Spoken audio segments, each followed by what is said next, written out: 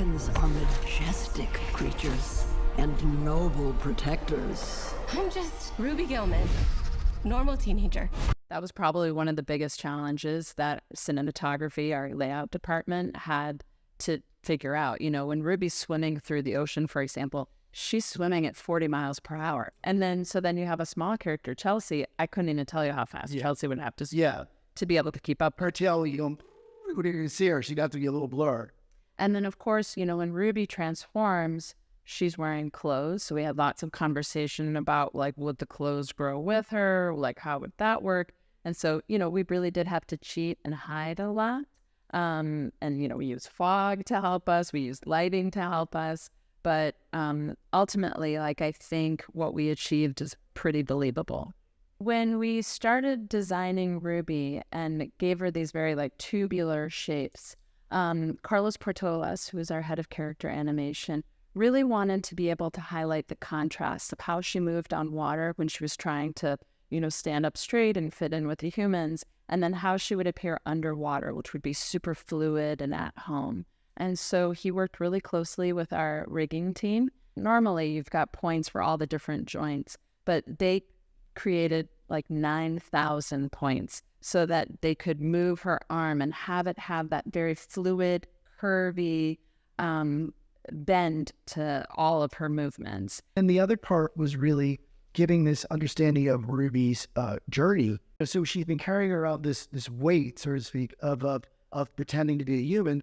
And throughout the film, we wanted to build through a way that when she first gets into the water as a giant kraken, she's afraid. She's never been in the water. She thinks it equals death. She's scared for her life. But the second time when she jumps in under her own power, when she's wanting to go, she makes a commitment to try to see. When she rises up as a giant kraken, we feel that weight being lifted. And that her natural place is in the water, especially as a giant kraken. And then going through all the way to the very end where we're looking at her now exposed and open to her friends, where she can dance and then play with that squash and stretch, where she's no longer hiding who she is. There's a couple sequences in the beginning of the first act that we wanted the audience to enjoy that monster movie horror kind of in the lighting. And, you know, there was the real fun. There's a great shot. And I know we were it's like just crossing through some balloons, some helium balloons, when she's trying to get in and she's going on. And then later the balloons are gone and the librarian's part comes in. Small details that we try to give the cinema feel of a horror movie, those little cues. And, you know, that was really the opportunity for us to play with that part of the genre. You know, we have the teen movie and we have a transformation, but those parts of those first act horror movie, monster movie stuff was really exciting.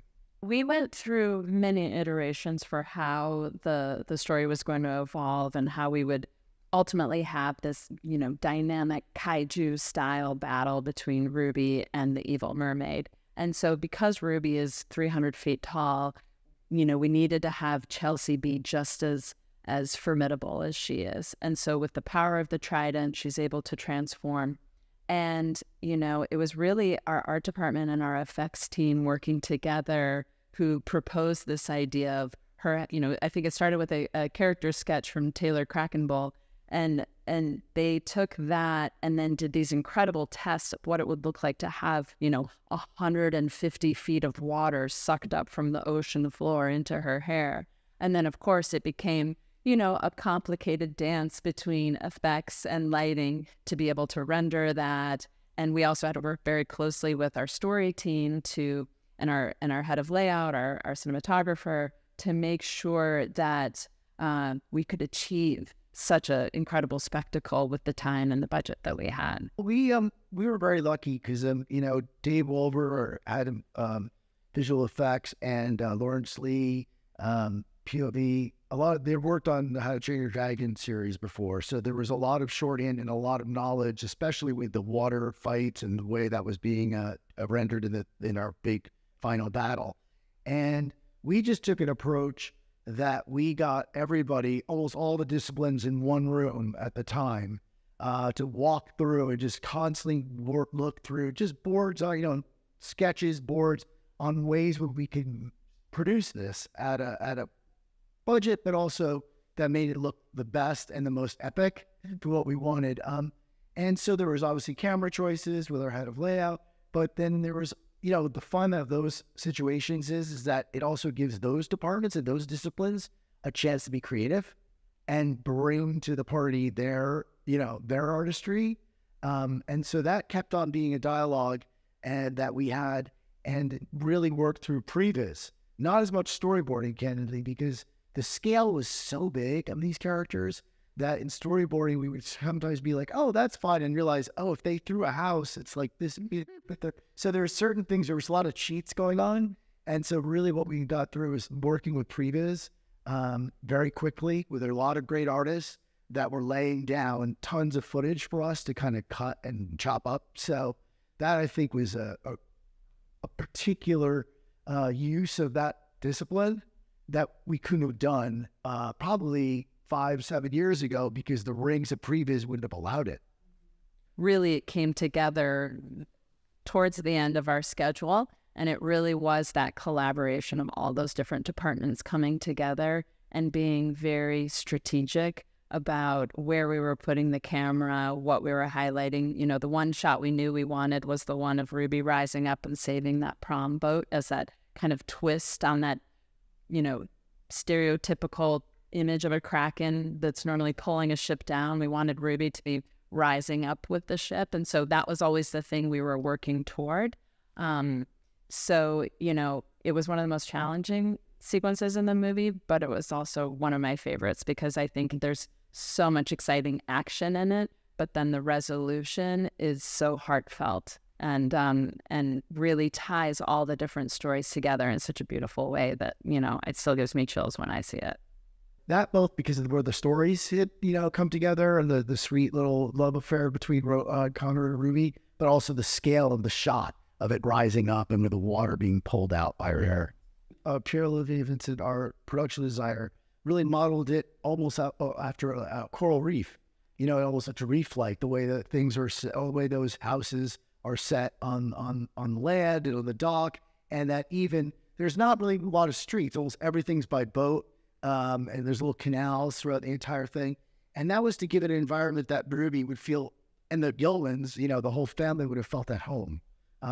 And to the other part of that was even the high school, and the one set I just love is the library set, because they had built the high school and the library out of almost like shipping containers, so these metal containers, which makes perfect sense for a port side town that had lots of containers. But what had expired was the idea of when she bursts out of this library that she could tear the thing apart like she's coming out of a cage. That in a traditional house, that would not have happened. In a traditional stone building, it would look like that. So it really helped to land that moment that, sort of a Jurassic Park kind of ripping of steel, that the strength and the size of her could bend steel. And that was not something that we designed the building for. That was something we saw in the building and then storied to it. I know your secret. You're a kraken hiding as a human. I really gotta go. Oh no. And soon, everyone will know the truth. Farron Pearl was a storyboard artist. She was the head of story on the film. And when I came on, Kelly and she was promoted to co-director. And it was really great because Farron, not only because she's a great storyboard artist, but has also had a very good connection to Ruby and a good voice for her in the sense that she could write for her and she could, really find the truth in the Ruby moments, which was very important for us.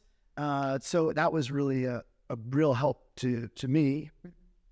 Yeah, no, I agree. I think, Farron was one of the first people that I wanted to come on the movie because when I read an early draft of the script, I think I just had a sense that she would connect with the tone of the movie, with the character of Ruby herself. And that's a big part of why, we promoted her is because she was always a champion for Ruby. She could always bring us back to what would be the true, authentic version of what this character's voice would be.